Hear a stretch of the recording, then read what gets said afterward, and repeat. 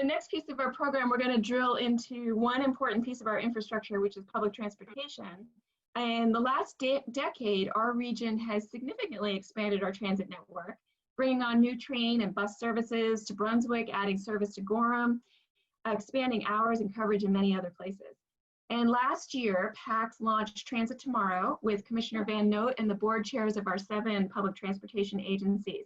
And we're going to share some of our preliminary recommendations with all of you. And we're lucky to have one of the region's superstars with us today, Greg Jordan. He is the general manager of Metro and also the chair of the PACTS Transit Committee. So he'll be giving you a preview of these recommendations, and then we're going to be moving into breakout groups so we can hear all of your input based on these recommendations and what you think we've got right, what we got wrong, what we got to tweak.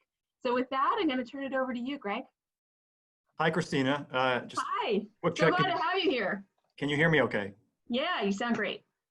So I've been given a timeline, I think, of about 20 minutes. And because transit is all about on-time performance, I'm going to time myself over here and make sure I don't go over because we have a schedule to keep, right? So again, thanks everybody for your participation today. And I'm proud to represent the Transit Committee of PACTS, the transit agencies in the region, and the Transit Tomorrow task force that has been working on this great vision for transit in the region. This began about 1.5 years ago, and we've made great progress in developing the recommendations that we're going to share with you here today. They're pretty high level, and I want to also express a lot of thanks for the Transit Tomorrow task force that came together again about 1.5 years ago. Lots of members from around the region on this task force, including municipal members, transit agencies, members of stakeholders, the public, and a great team that's been working together over the past year to put this together. So moving forward, oh, and I also want to just thank, of course, GPCOG staff for their leadership and expertise on this project, and the work of AECOM, which is our consultants on the project as well. They've been outstanding in this initiative. And so I'm going to start with a couple of illustrations of our region. And what you're seeing before you is a map or an illustration of where all of our residents are really across southern Maine. And obviously you can see the concentrations in the greater Portland area, down in Biddeford-Saco, up in the Windham area, maybe around Freeport and up to Brunswick. But in general, this is a pretty widely dispersed residential pattern. And as we'll see from the next illustration here, this is where all of our employment really is. And for obvious reasons, it's concentrated in the major commercial and employment areas across the region. So high concentrations in Portland, South Portland, Biddeford-Saco, and then up along the Route 1 corridor as well, and up through Windham as well. What we can, of course, glean from these illustrations is that, we are living in many cases and in general, pretty far away from where most of us are working. And so this is, in essence, the challenges that many cities or all cities across the country struggle with. How can we make better use of our land use and marry up land use with more efficient and effective and sustainable transportation modes? And that's really been our mission here with the Transit Tomorrow plan and the task force is how can we advance a set of recommendations and initiatives that will help us move in a direction of coalescing where we live, work, and play around our mobility options in a way that's more efficient, again, effective, and sustainable. And so I'm moving on to our existing transit network here in the region. And it's interesting, I'm going to go back and forth between the job or the employment concentrations and the transit network. And you can see really good overlap there between where our employment is and where our transit network primarily is. As I mentioned, of course, that's a bit far from where most people are actually living. And so again, part of our objective here is to try to integrate these, the living and the working and the playing in a more compact fashion. So looking at our transit network, and I'll start off by saying that it is, it's a good foundation. Let me put it that way. We have a lot of work to do here in our region to make it truly robust, but it's a great foundation. And I'm going to go through and illustrate for you the fact that we do have 7 different transportation providers operating here in the region. And I'm highlighting their Casco Bay lines, our ferry service out to the islands. And you can see the metro system, the metro transit bus system in red. Mostly Portland, South Portland, Falmouth, Westbrook, South Portland, up through Freeport, Yarmouth, and Brunswick as well as Gorham. Then we have the City of South Portland bus service, which operates mostly in South Portland, but operates into Portland as well. We have the Biddeford-Saco Old Orchard Beach network, mostly concentrated around Biddeford and Saco and Old Orchard Beach, but provides express bus service up through the Portland area as well. We have the Lakes Region Explorer, operated by one of our organizations called RTP, up through the Wyndham and Bridgeton area, and that's basically an express service as well. And then lastly, we have, of course, the Downeaster, providing interstate rail and interstate rail service between Brunswick, Portland, and down through Boston. And underneath all of this, or alongside all of this, are our paratransit providers. And there's 2 primary paratransit providers here in the region. One is RTP, and one is the York County Community Action Agency. And those organizations are providing paratransit service to our seniors and people with disabilities here across the region. And so they're a vital piece of our network. What I want to, of course, point out here, and it's no surprise, that we do have 7 providers here in the region, and the coordination amongst the different agencies and services in our region, I'll say we do our best. And I think there's a lot of room for improvement, and there's a couple of things coming down the pike that will illustrate that we're working toward making the system, making the network more robust. And so before I move on to the planning aspect, I wanted to also highlight that in this network, the network on a whole is doing about 4.5 million transit boardings per year. On a sort of productivity or an efficiency basis, that's pretty robust, pretty strong compared to other cities across the country. So as I've often said, transit, there's also often a question that is transit working here in Southern Maine, or can it work in Southern Maine? And my answer to that is always, it is here. It is working well in Southern Maine, and there's a lot of room for us and a lot of need for us to improve it. And what I'll finally add is that, again, we have a good foundation here, but there's, again, a lot of room for improvement on the coordination issue. And as we move into a planning effort that we enacted back in 2017, referred to as Moving Southern Maine Forward, this really had a very short-term focus, and it was aimed principally at how the agencies today can improve really existing service and improve the seamlessness of the existing system. And some of the strategies that we are looking at is to better coordinate and connect routes, increase the visibility of transit, to improve access to stops, and to advance what we call unified electronic fare payment.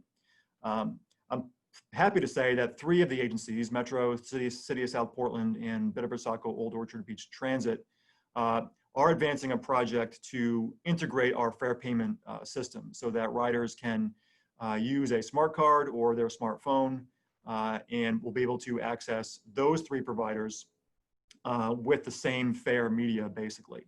And that's really a first step towards making the system, again, more seamless to the customer. We really do need to break down these boundaries in terms of how our riders and customers both understand the system and how they access it and use it. As we all know, people travel regionally. They live in one area and work in another.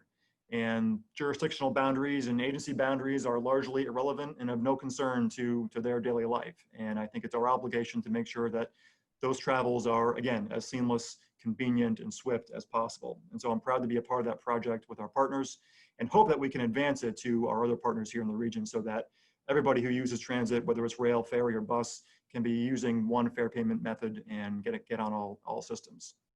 So more to come on that. But the real focus of today is the future on a more long-term basis. And the long-range plan that we've embarked on is called Transit Tomorrow, and it doesn't imagine or works to envision investments that we should make over the next really 30 years.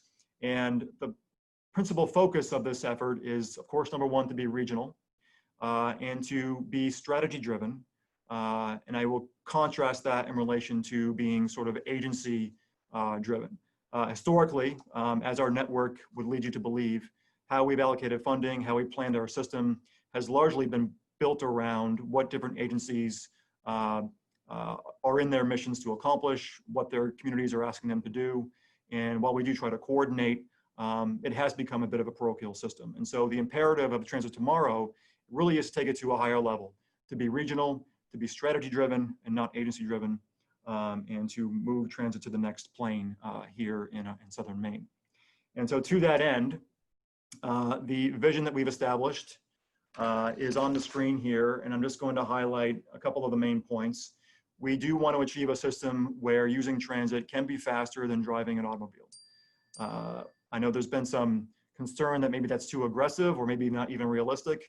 I am an optimist on that. I think we can make it realistic. I think we can achieve it with the right investments here in our region, whether that is transit signal priority investments or improvements at intersections and along streets that allow transit to run faster than automobiles. I think we have the ability to accomplish that. We need to make the system more seamless to the public. As I've been talking about, the seamlessness issue or the lack thereof really is a fundamental weakness in our system today. We want to make it more equitable. I mean, one of the imperatives around transit is to be that lifeline service for those who have no other choices, and we can never lose sight of our obligations to operate and provide an equitable transit network as well. And then finally, we want to make sure we're aligning our land use with, as I mentioned, land use with our transportation options. The more we can get people living, working, and playing in a more compact area and using transit and walking and biking more, the more we're going to achieve on our greenhouse gas emissions in terms of lowering them, the more efficient we're going to get in terms of people spending less time on commutes and more time doing the things that they love. So that's leading to that. That was, of course, our mission a couple of months ago. And of course, the pandemic came into play here, and in some respects are really forcing us to reimagine what the future might hold. And you know, as the prior conversation sort of helped us illuminate the future of transit in our region and across the country is more complicated now. There are things that we have to consider. I might call them headwinds or certainly challenges or uncertainties, but the remote work trend that we're now seeing and is being proven to be quite effective and will be here to stay is going to have an effect on how transit operates. It's going to have an effect on our ridership. And so we're going to have to figure out how we actually handle that. One other result of this is that even though we may see more remote work, we may see, you know, the ability for us to utilize our equipment and our services more efficiently. Right now, commute periods, both on the street and in transit, you know, there are peaks in the AM and the PM. You know, the transition to more remote work may help smooth that out. That may actually allow transit to operate more efficiently by not sort of having more equipment operate in the morning than the midday. So there could be a benefit there. We're going to deal with the possibility of, on the positive side, perhaps more people coming to Maine as pandemic refugees, as we talked about. But there's going to be probably a trend toward maybe leaving the cities, maybe not feeling as comfortable living in cities as we have been over the past 20, 25 years of the urban renaissance that we've been seeing. And so that's a concern that we're going to have to account for. Certainly, the concern over transit being safe is going to be paramount in people's minds. And as transit agencies and as a region, we're going to have to do everything we can to make sure that it is a safe mode of transportation and that the public knows exactly what we're doing to make it safe. And I'm proud of our partners here in the region. We've already done so much, even under the current restrictions, to make using transit as safe as it can be. And I'm confident that we're going to rise to the occasion going forward and be able to say to people, yes, come back and use transit. It is a safe mode of travel. The other pressures that we're going to be, of course, seeing is, and we've already seen, is on the matter of employee, availability. The virus has affected our staffing here at Metro. It has affected other, of course, all organizations across the state. But in some cases, many of us have had to either lower or suspend service in some cases. Many of our partners have had to actually suspend service because of employee or bus driver availability and couldn't operate. I think what this exposes in our region, and it's something that I think we have to address, is the issue of the fact that we do have a fragmented system has in part led to certain services being suspended and essential services, not operating because of this. So I think our planning needs to take into account matters of scale and how we can better respond to these sorts of crises in the future. And that doesn't necessarily mean that we have to join organizations. It means maybe we just have to try to figure out a way to ensure that we have the ability to ensure essential services don't fail. And there are a lot of strategies that we can pursue to make sure that that doesn't happen in the future. Some of the tailwinds I think that we're going to see going forward is that this issue, as with many crises, open up spaces for innovation. I'm really happy to see the various cities across the country and in Portland experimenting with opening up their streets to and sidewalks to dining and pedestrian only. And I think that the current situation gives us some opportunity to perhaps experiment and innovate with, how transit might operate and how bike ped might operate in a different way that would allow transit and bike ped modes to be a bit more elevated than they are today in comparison to automobiles.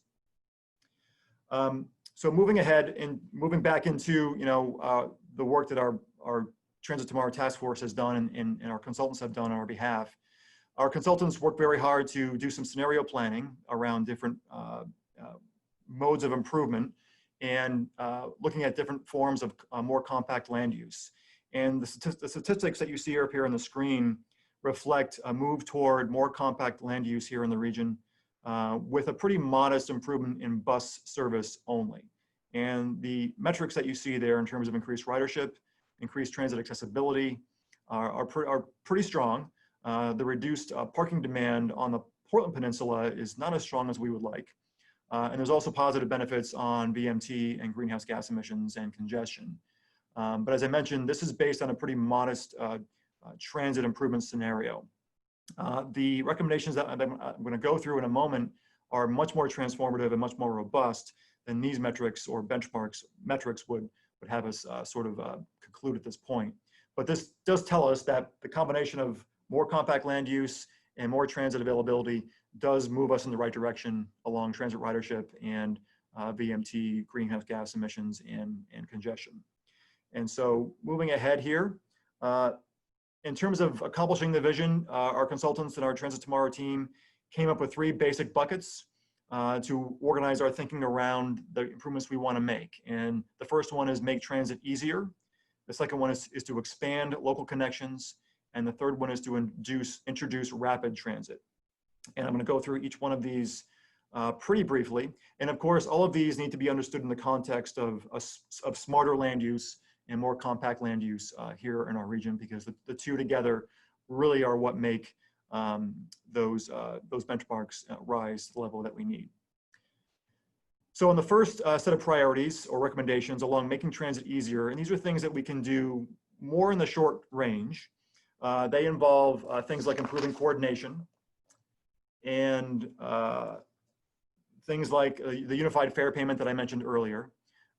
It involves working with our employers across the region to put a Transportation Management Association program into effect, or TDM plans into effect, to get the employers here in the region investing in transit pass programs and working to reduce the automobile use going to and from their workplaces. Of course, the pandemic long-term effects of that may trend us in that direction anyway. We also want to strengthen our paratransit network for equity concerns. And we of course want to make sure that the equity of our system across the board is as robust as possible. And here are some of the more specific recommendations coming out of that. Again, I mentioned the unified mobility platform. We're making progress on the fare side. I have a lot of kudos to GPCOG for trying to advance not just the fare payment piece, but trying to work with all of us across the region to get funding for a unified mobility platform that would include trip planning, fare payment, and real-time bus and ferry and train travel statistics in one app, basically, again, so we can accomplish that seamless system going forward. We want to look to experiment with first and last mile opportunities. That includes things like microtransit, or things that partnering with Uber and Lyft, or even designing our own systems where people who live out of bounds of the current transit network can get to a bus stop or a train stop or a ferry stop with another service without using their automobile. Of course, we want to strengthen coordination amongst the providers, make those services more seamless, and also improve our door-to-door options for those who are using paratransit today. So the second bucket involves expanding local connections. These are things that we can probably accomplish with, of course, unlocking more funding at different levels of the region. but they involve improving service more in our existing markets, expanding to new markets, and also being a system that will feed ultimately the rapid transit corridors that I'll mention here in a moment. And to be specific about it and to illustrate what we're thinking here, what you're seeing here is an illustration around where we want to invest in more local public transit service on our current corridors, moving toward areas that are underserved today, and getting us up to a point where we have really good frequency. This recommendation imagines us being at 10-minute peak frequency, at least along the major corridors, and 20-minute off-peak frequency. As many of you know, 15-minute frequency really is the gold standard, and so if we can achieve that or something better, we really do make the choice to use transit that much more competitive. We want to increase our hours of service, and if we make these improvements, transit can be within the reach of 45% of the people here in the region and 46% of the jobs, and we can really improve the reach of our system to those who really do need it, our seniors, minorities, and people living in poverty by much stronger numbers than exist today. So this foundation of the system is what we need to put in place alongside and maybe even before we start talking about rapid transit. And this is the exciting thing in the region that I think will be transformative for the region, of course. This is where I think we can make some gains on making transit competitive with the automobile. It entails increasing transit frequency and, of course, maintaining a regional focus. And when we say rapid transit, we're looking at the corridors you see here on the map here. This is giving you an indication of the traffic volumes on the different arterials, state roads, and the highways. And it's no surprise to anyone where that activity is really happening. It's along the I-95 and Route 1 corridors between Biddeford, Saco, and Portland, and from Freeport, Brunswick, and Yarmouth south into Portland, and also to a degree out to Westbrook and Gorham and up through Wyndham. And so on the next slide here, these are the corridors and a very general illustration where we think rapid transit may make some sense. And by rapid transit, that can mean a lot of things. That could be more intense bus service. It could mean bus rapid transit, which I like to call light rail on wheels. It could also mean a rail of some kind. And so we do imagine that this would be at the same frequency, of course, as the local network, same hours. Those systems have to be integrated and well coordinated. But in terms of the access this would provide, we would reach about 39% or 40% of the people in the region, 40% of the jobs, and we would improve our equity to seniors, or access to our seniors, minorities, and people living in poverty. And when we think about this rapid transit network, we really have to imagine it being layered on top of the existing local network. And so that access to these groups and our people and our jobs region-wide really does sort of almost double in effect. And so the next step on this process really is to take the next step to do a feasibility study to see which of these corridors might make the most sense, do the alternatives analyses and see which mode makes the most sense, and then work toward developing projects that could qualify for funding at the state, local, and federal level. And so this is the really exciting piece. It's all exciting, actually, but this is the one that could be most transformative for our region.